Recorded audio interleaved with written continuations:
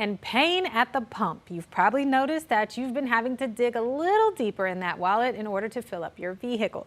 Well, low oil production and high demand for fuel has led to an increase in gas prices. 12 News reporter James Grant spoke with one local expert on why these prices are here to stay.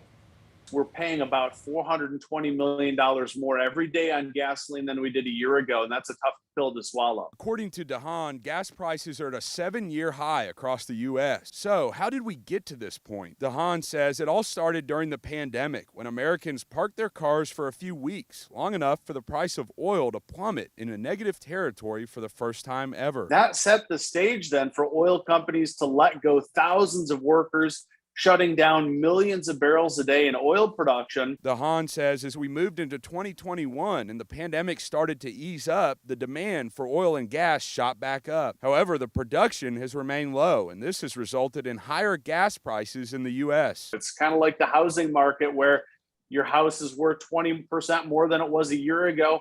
The same holds true with the price of commodities. There's simply not enough oil to go around. We asked DeHaan how long Southeast Texans and others around the U.S. can expect these higher gas prices to hang around. Unfortunately, DeHaan says they could last through the rest of the year. We could see the rest of the year prices remaining at or even above where they are today, simply because the bottlenecks, the logistical challenges, the supply chain issues, and low oil production could continue into the latter half of the year. However, DeHaan points out that with our close proximity to natural gas here in Southeast Texas, our gas prices should remain lower than other states. So there's a bit of good news in all this. James Grant, 12 News.